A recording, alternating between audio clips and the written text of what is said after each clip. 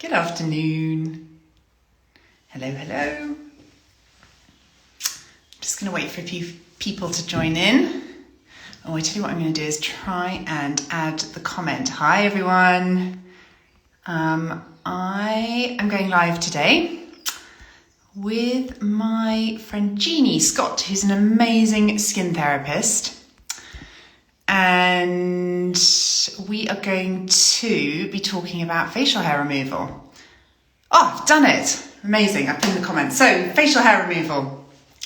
You may or may not know that we have just launched the Magic Razor Wands, which are little safety razors for safe, effective removal of facial hair.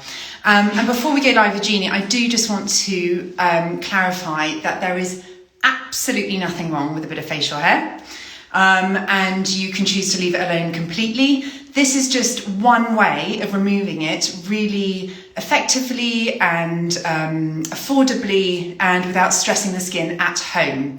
And I know for a lot of people that ticks a lot of boxes when it comes to facial hair removal. So we're going to talk about that. We're also going to talk about other types of facial hair removal. Because, you know, I'm sure we've all got things to say about it, and I've tried a lot of different types in my time. And then we're actually going to demo the ones themselves. So I'm going to go back and find Jeanie because I did see her come in at the beginning. There she is. I'm going to ask questions. I know everyone has a lot of questions about the Razor Wands, understandably, because it's a bit... Hi. Boo. There she is. I'm a bit echoey because I'm in my bathroom, but You don't sound too echoey at all. okay, good. How are you, Jeanie? I'm very, very well. Moments before we started, my dog chewed through the cable of the ring light. So I'm sorry if I'm in a bit of a weird light. You know. I think you need to name and shame. Bandit. My dog Bandit did that. Bandit. Put it aside. I know. Bandit by name and bandit by nature. So we just have to sort of do this in virtual darkness. Sorry. I could get suspicious about that, Jeanie. That was part of the plan all along. That's true. Darkness, but Yeah, I had a last minute chew through the wire myself. You and I, you've been on our lives before. You and I have known each other a very long time, since we were 11 years old. Yes. I was joking with you earlier this week, saying that this feels like the kind of culmination of our years together, knowing pretty much everything about each other, and here we are on Instagram showing our faces. I know. As you said, it was all building to this moment. It really was. And as you're going to go into, not the first time we've sort of done something similar like this together, is it? No. So yes, let's start with that, because the very first time I shaved my face, well, I didn't actually shave it. You shaved it. I did. And it was in a sort of professional situation, I should point out. It was about 10 years ago, and I came to you for some laser hair removal. I was starting to feel a bit bothered by my top lip. I didn't have dark hairs there yet, I don't think. You might be able to remember better than I. No, definitely didn't. A bit of, it could be called peach fuzz, or it was like a pale lady tache, let's say. Yeah. I hadn't at that point started on the old chin hairs, which have definitely in the last 10 years, particularly since I hit my 40s, delightful, isn't it? But we all, like, well, not everyone. Some people don't get facial hair at all. Lucky them. Yes, but it's so much lesser amount of people than people think. Everyone seems to think it's just them, or just them and maybe a handful of others. And as I was saying to you, I find it so interesting that at a time now when we all why it's still such a taboo, and why everybody's still so embarrassed and so self-conscious, and feels like the hair removal club is some secret club that they don't know about. Do you know what I mean? And so when you brought these out, I was like, this is brilliant. This is going to open up so much chat. Yeah, and one of the reasons I think that people feel a bit like they're the only ones growing chin hairs is because you are pretty much the only person that looks at yourself like this. Yeah. And actually, first thing I say to everyone, well, I say this a lot, not just about facial hair, about applying makeup or skincare or anything, or just judging yourself, is take a step back from the mirror and then decide if it's something you're really bothered by. Because really, it's you, maybe your partner, maybe your kids. I mean, you know, my kids have definitely come up close to me and said, "You've got a moustache." I'm like, shit. But pretty much anyone else in the world you ever meet is not going to see it. It depends. Obviously, there's different types of, you know, some people really suffer and have, you know, excessive facial hair, but the vast majority, no one's going to see it from a meter distance. So that's the first thing, is to chill out about it and not judge yourself like you're in a magnifying glass. Yeah, completely agree with you. And it's also the magnifying mirrors, the real magnifiers that everyone's got, that seems to generate, yeah, as you say, complexes that are, not just with hair, but aren't visible to the human eye. You know, your pores are like swimming pools in those things. It's just not reality. Anyway. When people come to you for treatments, is that something you pick up on? Are people sort of self-conscious about their hair? Exactly. So at the bit where we've done consultation and then I get the light in their face to have a really good look and a face mapping skin analysis and work out what's going on with their skin, more often than not, when the light comes, they go, oh God, you're gonna look at my chin, oh, you're gonna see my hair, oh God, it's so embarrassing. If there's a stray, would you just get it? Or would you, I missed it. And there's so much more discomfort and panic about it than perhaps the skin concerns that we're there to look at. So yeah, so it's really interesting. Yeah, definitely. And the whole chin hair thing, that's just delightful, isn't it? Because you get these few and they're quite coarse, and they sort of come out like, you know. Yes. And by the way, they're not 1 minute and they're 2 inches long 4 minutes later. I don't understand that they're.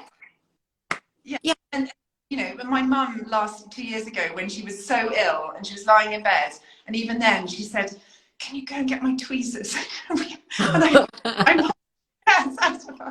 lying in bed so ill, bless her. But yeah, so I think but there are very few people that escape facial hair. I think right. Yeah.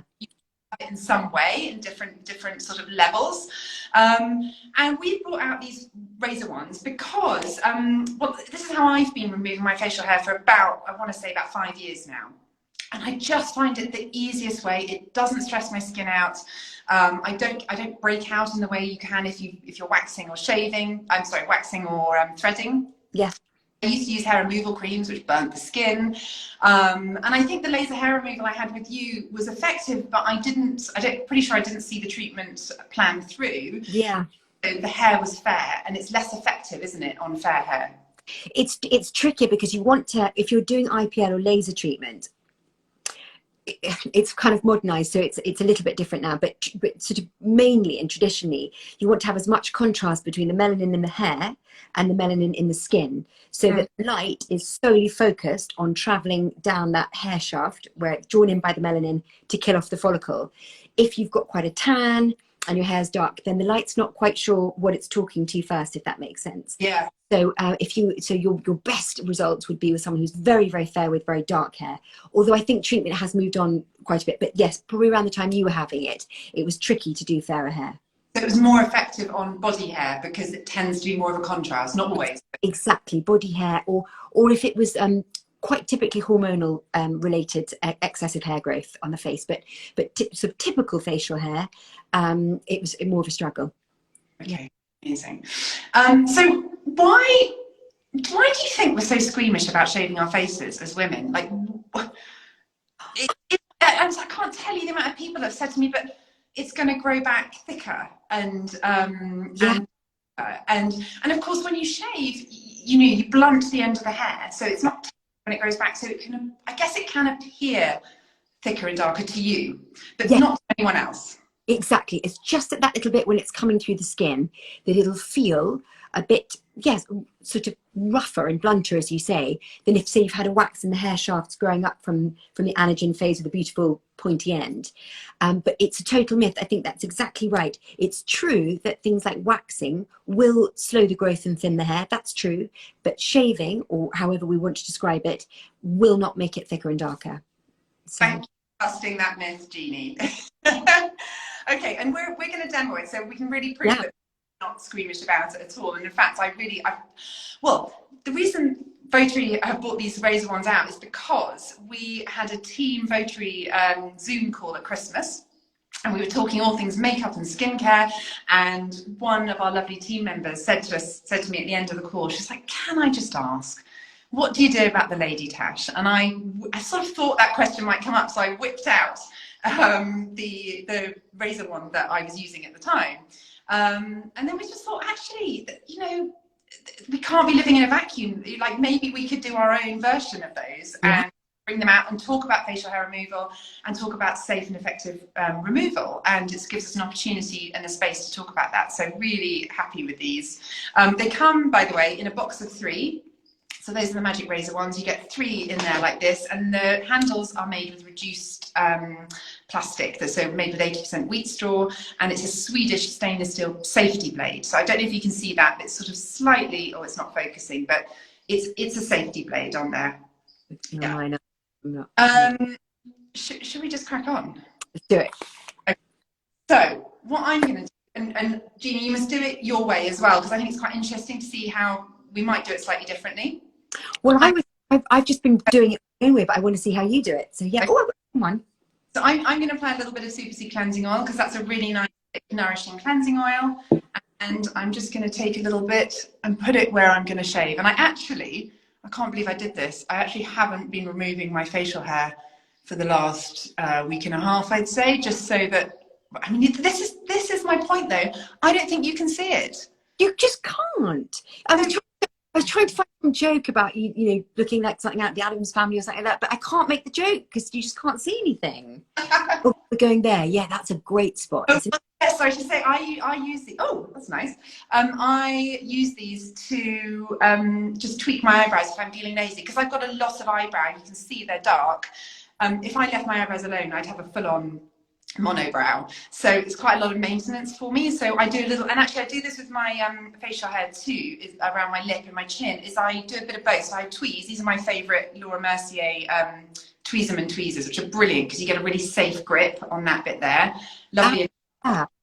And I so I do maintenance with these, but then when I'm shaving my top lip and chin, I'll just sort of get the finer hairs, the ones that I don't perhaps bother to tweeze. Yes. Just where it's maybe fuzzy and you just want it to be that really smooth. Yeah. So this is lovely, isn't it? So I'm going to come in, and I don't know if you can see, and it helps to sort of just hold the skin slightly. Here we go. And we should not be talking while I'm doing this, but you can see it's just little strokes. Are you going in there, Jeans? You doing it? Oh, I'm right in there. Don't you worry about that, Baz. Never going to be standing on your own doing this. Yeah, Jeanie calls me Baz, if anyone's. I have no idea why. There you go. Oh, it's such a satisfying sound as well. There you go. I mean, I can't really see what. If I'm really honest, I can't see what I'd be in a much better mirror if I was doing this. So I'm going to go in here because I know that there's a hair there that I've been leaving that's quite dark. So also, it's really unattractive, but I sort of stuck my tongue in order to get a smooth. So what I was saying, the other thing that's great about these, and you were sort of saying, why is there a stigma behind shaving? And I think as well, because it is typically and so traditionally been marketed to men, and it's all about that 5-bar blade, really sort of, you know, going for it and taking it off, and it's sort of, it's just become associated with sort of a masculine concern, which it isn't. And also you don't want to get. And not suitable for using around in this sort of quite fine area, I guess, around the mouth and the chin. I remember when you shaved my face for the laser, it felt awkward, didn't it, with that razor thing? Exactly, and trying to sort of get round all the little bits of your nose and your lips and all things. So much better just to have a really neat, natty little blade that you can manipulate to get all around those nooks and crannies. It really flush. So obviously everyone's going to be different in terms of regrowth, but I tend to use these maybe once every 2 weeks at the most, and I just get everything off. And then, like I say, in between, I might pluck the odd chin hair that's thicker that's coming through, certainly do my brows. So my brows, I go like this, and it just doesn't, I mean, actually, look, you can see a bit of skin coming. That's satisfying, isn't it? Yeah, that'll be trending on YouTube soon. That's amazing, Baz. So can we talk about, actually, not about YouTube, but specifically about TikTok trends, because there's something trends at the moment. for people doing full face shaving or dermaplaning.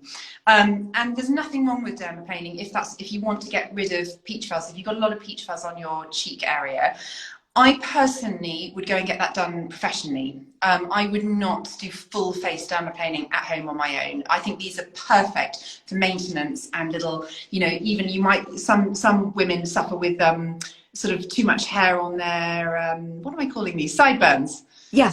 You could use them for tidying up there. Yes. Certainly brows, chin. Someone did ask me if you could use it on the bikini line. I'm going to say no.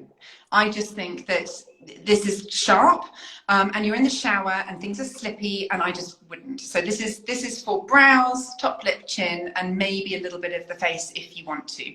Yeah. Go carefully. And remember that your peach fuzz plays a bit of a role in the kind of overall skin barrier as well. So you might break out if you take that off the skin. It's just something to think about. I think that's so right with dermaplaning, and obviously if somebody who has practiced it many times, or perhaps they use it themselves to give treatments, that's one thing. But it's very difficult because you can't kind of often tell how deep you're going in different places, and it's quite easy to get it a little bit wrong. Yeah. Brows, definitely pull the skin taut. Definitely, because well, especially, you know, I'm obviously losing the elasticity of my skin on my eyes there, and so I need to pull that taut in order to get some purchase on it. And I can feel, you won't even be able to see what I'm doing, but I can feel the kind of resistance with the hairs there. So I know I'm getting something. And same there. And then I finish my top lip. I think so. So, you see how I'm doing that? That's nice. I check your 5 o'clock shadow. Let's have a look. Looking good. And I'm going to go right up there because I've noticed that the hairs here are darkening slightly. Actually, funny enough, in the summer they will lighten a little bit. So I think I'm probably done. I think you are. I think I might be too. That's it. And we've been chatting on. Really, usually this takes me 2 minutes, absolute maximum. Yeah. It's great. And also just before putting makeup on as well, if you're going to be out in a very bright sort of summer light and you're concerned at all about that look, just to have that really. Yeah, this is why I think take it off if you want to take it off, don't if you don't and it freaks you out. It's like either way is fine. And definitely some people have said to me, like, I feel like the peach fuzz means that my makeup doesn't sit nicely. Yeah. You know, I feel like it's sitting almost in the hairs. So I think that's fine if you then want to take it off. So I'm just gonna, there we go. I'm right behind you. And then, Ari, what I think is, so well, you're probably going to mention it, but the VOTARY Blemish Rescue Oil just afterwards is fabulous for anybody who is concerned about breaking out or their skin just being at all exposed, because it's got the beautiful salicylic acid in there. Helps to just keep all the hair follicles nice and happy, really, and calm. And of course, it's really hydrating. Idea. Yeah. Totally brilliant. And well, yeah, no, that's a brilliant idea. I'm going to use a little bit of the Superseed facial oil because that's a nice soothing oil. But like I say, I think this is the least irritating way of removing to the skin of removing facial hair. So don't worry about it in terms of irritation to the skin. Yes. Waxing, threading can cause breakouts and obviously redness, and you can see no redness. So if you're worried about downtime, even if you just use these in between appointments, it's a great way to use them. Yeah. If you love threading, then you could just use these in between for a little bit of maintenance. And obviously, if you're going for laser, take these along with you because they're going to be so brilliant to remove, because you have to shave your face before you have any laser hair removal. You do, and the practitioner has to shave you when you're in there because they need to see what growth they're dealing with from the last time they've done the treatment, or if it's the beginning of treatment. But because it's largely a procedure rather than a sort of nurturing or pampering treatment, it's often quite, get the hair off, get the hair off. So if you're a bit nervous about that approach, especially if it's the first time someone's ever done it and it's someone you don't know, what a great idea. Bring the razor along and just ask them to do it with that. Brilliant. Totally brilliant. Someone's just asked, hi Joe, can we use it on your eyebrows? You just missed the bit where I used it on my eyebrows. So yes, but go carefully. And I wouldn't shape your brows with it. I would use it to remove stray hair. So always shape your brows with tweezers. And then you can use this for a bit of maintenance just to keep the shape of it, but don't try and actually change the shape of your brows with one of these. Just tidy. Just, yeah, it could go wrong. All right, I'm just going to check if we've had any other questions. How often do you use the wands? I think I answered that. I use it. That's very personal because it depends on your hair growth. I use them about once every 2 weeks. Talked about how they feel. Yeah, I think we might be good. If anyone's got any questions before we go, then please feel free to ask. Do you think the question, sorry, when it says how often do you use the wands, do you mean how many times would you use each one? Oh, that's the question, yeah. maybe. So again, it depends on use. So I would clean them off between every use. I'd give them a little rinse under the tap, leave them to dry. And you'll feel when they start to blunt a little bit. I reckon I'm using mine, I want to say 4 or 5 times each. Yes, before you feel it. But again, I'm just in quite small areas. If you're doing bigger areas, they will blunt faster. Yeah. So yeah, really good questions. Yes, we answered how many times can you use a wand. How is the hair regrowth similar to shaving or waxing it? So it is shaving. So that's what you're doing. But it's just a blade that's designed for use on the face and to not cause any irritation. And the hair regrowth again is personal because we all grow hair at different rates. But like I say, I use mine every 2 weeks, and that's right for me. Might change. So I think, yeah, we're done. I think we're done. Ari! There's just one last thing to say is that we sell, so you can buy them on their own. They're £20 for 3. We also sell them in packs of, so actually 9 razors. So in packs of 3 if you're looking to stock up. And then we've also packaged them into our super smooth set, which is a mini superseed cleansing oil and a mini superseed facial oil. So that we do recommend using a cleansing oil with them. It's just the best way because the blade glides beautifully over the skin without causing any irritation. So, and if you're already a VOTARY cleansing oil user, then you can obviously just incorporate that into your second cleanse. It's a great way of using them. So yeah. I think we're probably done. Thanks so much for joining, everyone. Jeanie, thank you for being here. Bless you. So much, and a really cheeky new addition to the treatment room as well. So that's really spiced things up in there. Thank you. How are the treatments? Are you booked solid? I am, but it's great. It's so brilliant being back. And I think it's like with anything, when you've had an enforced break or just any kind of break, it's just so refreshing and brilliant when you're back in again. So it's lovely. Yeah, well, we've missed you. I owe you a large drink. Second time you've been involved in a show. Thanks for joining, everyone, and please comment below if you've got any questions, or DM me or DM Jeanie. We're really happy to answer any questions you may have. Take care, everyone. So good to see you. Bye.